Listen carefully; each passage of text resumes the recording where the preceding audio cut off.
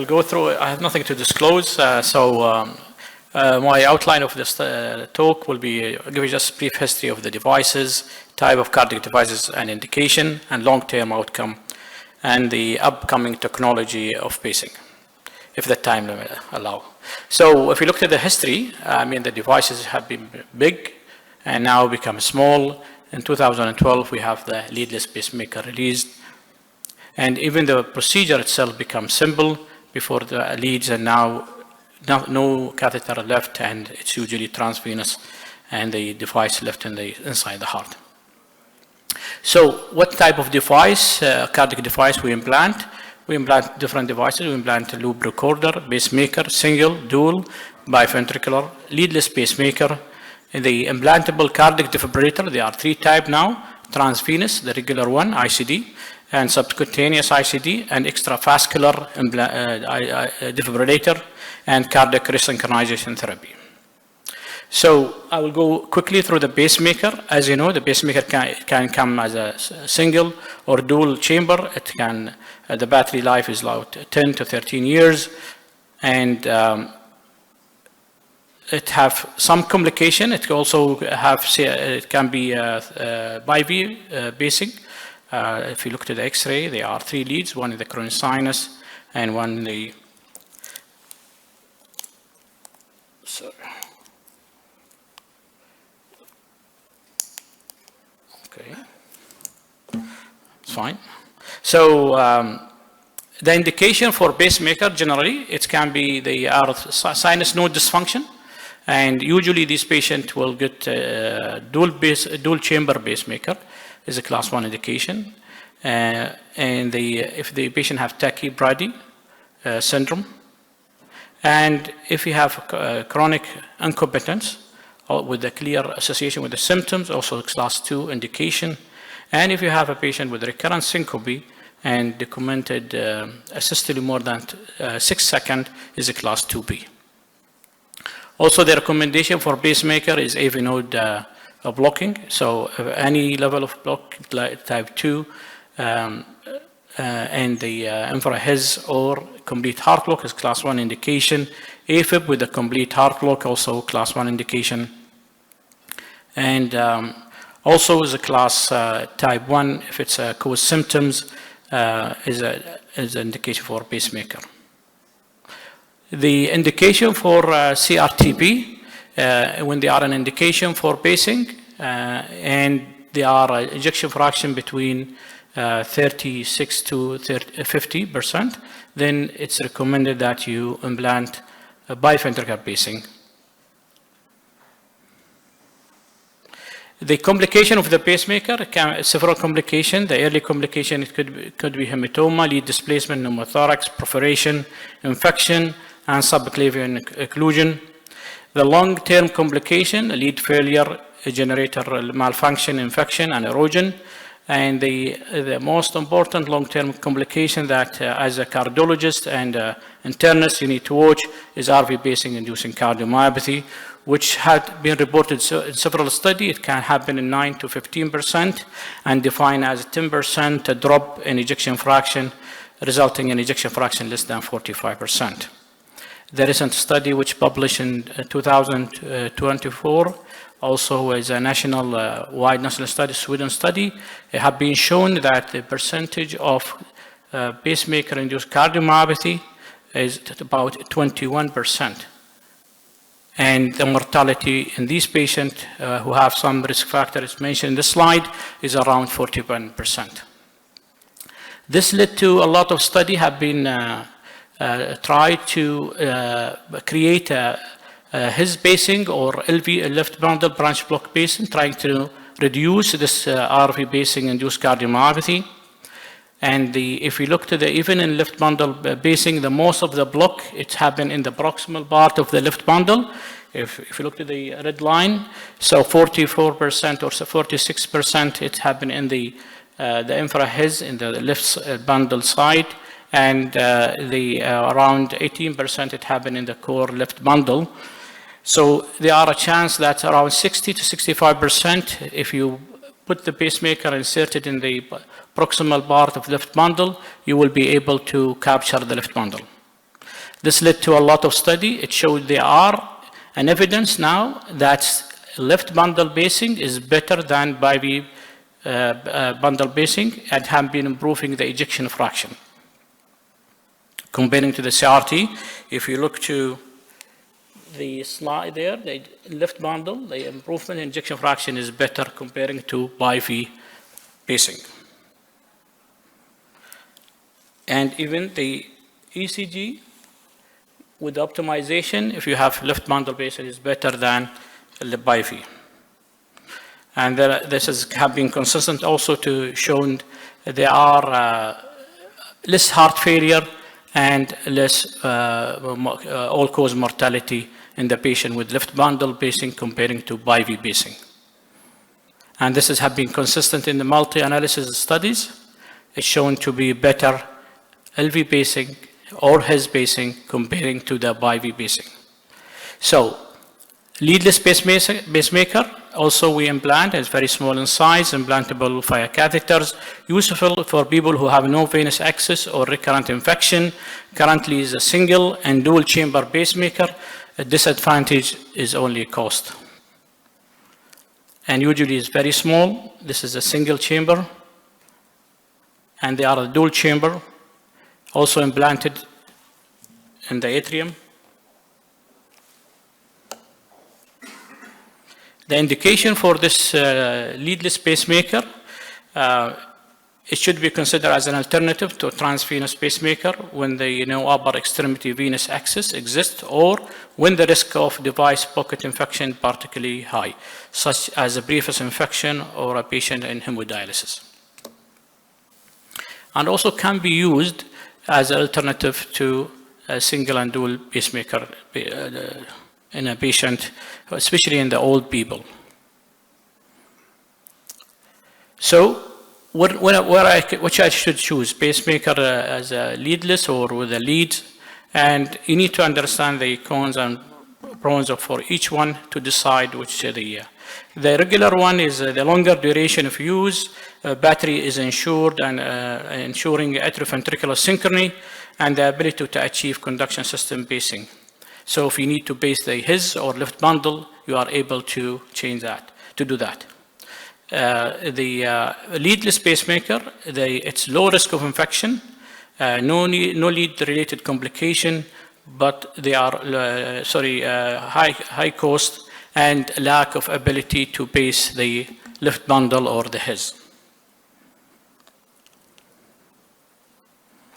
So the 5-year data of leadless pacemaker have been shown to be less revision of the system comparing to transference pacemaker.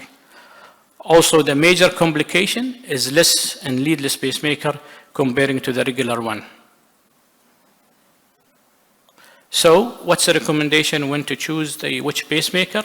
If you have a patient with 6 sinus syndrome and you're expecting the basing percentage of the RV is low, you can go with the conventional one, or you can go with the dual chamber leadless pacemaker.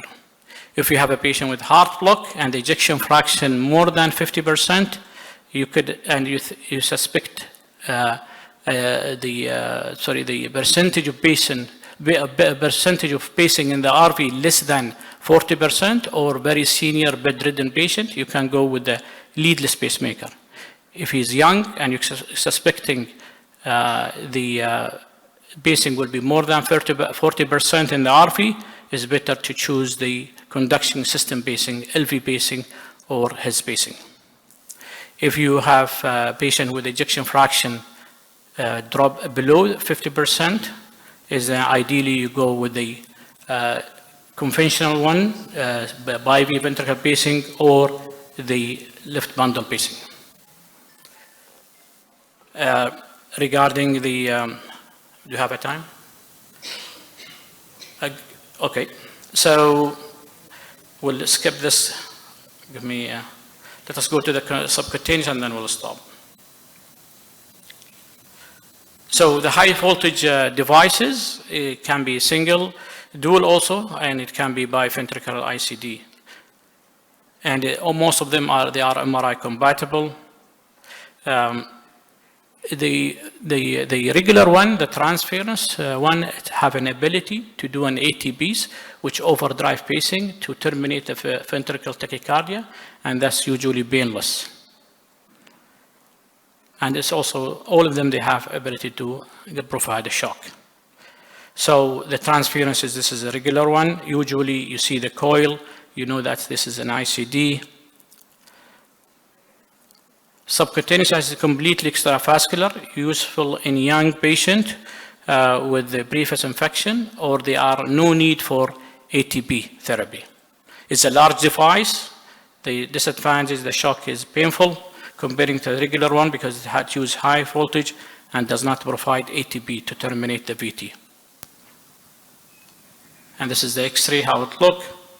And the new one, which will be in the market soon, it's already FDA approved, is extravascular implantable cardiac defibrillator, and it's usually implantable under the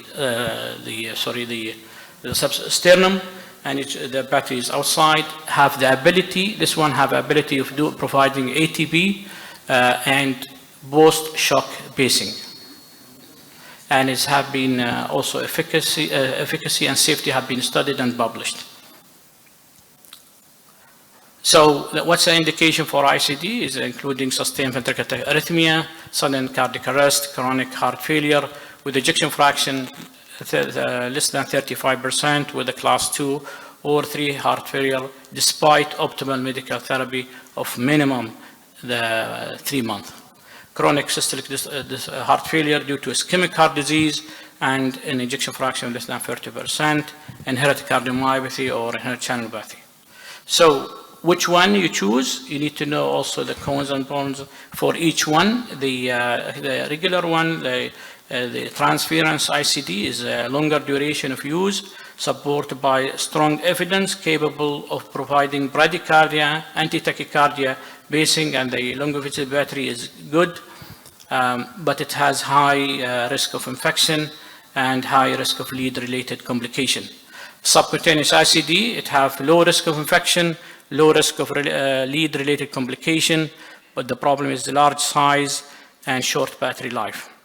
The extravascular one is a low risk of lead-related complication capable of providing brady and anti-tachycardia pacing, but unfortunately just released. They are not a lot of literature, and need to have see how the outcome in real life.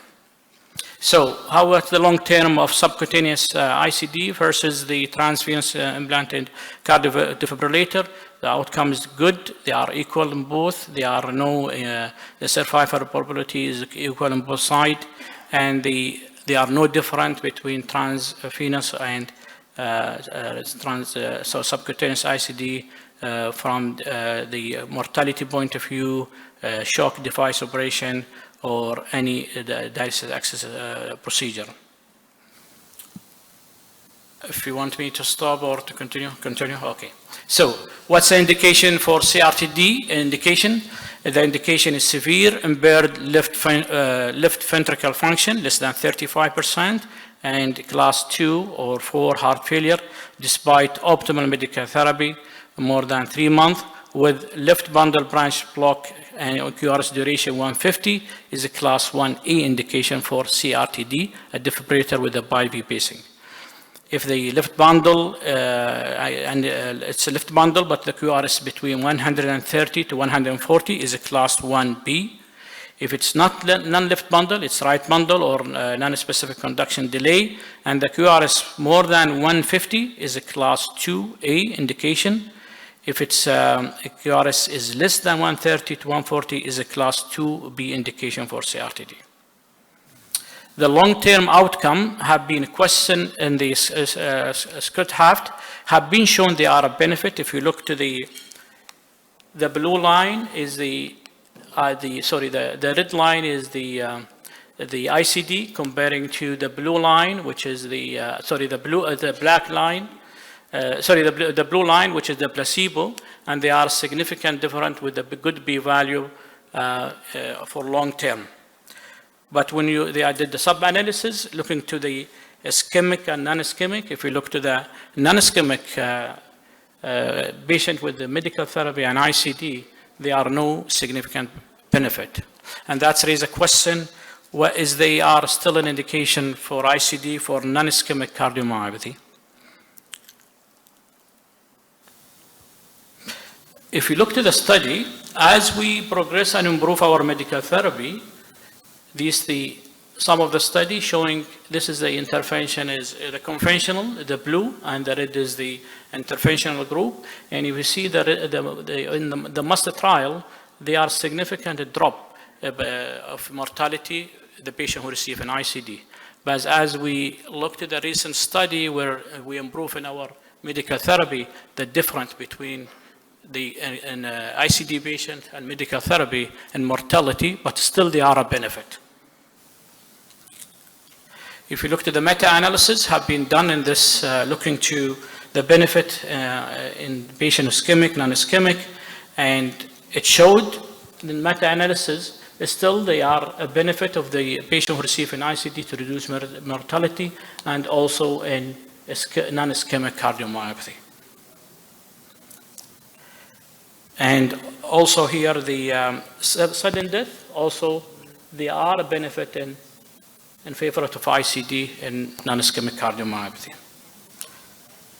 And also in the cardiovascular mortality, still they are a benefit in the ICD. So what's the guideline saying? Conclusion or? One slide. That's very important to the people to know.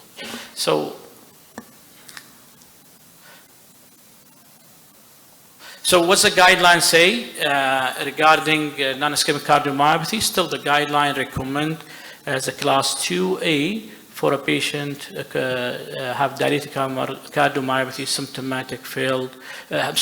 symptomatic heart failure and ejection fraction 35% with the despite of 3 months. Now they look for another risk factor.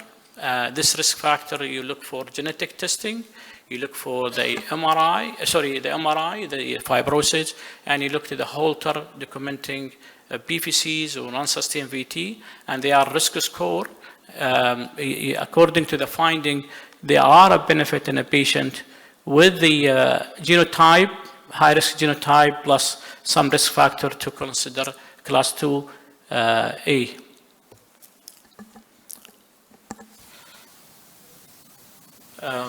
I will go to the conclusion. This is home monitoring, and in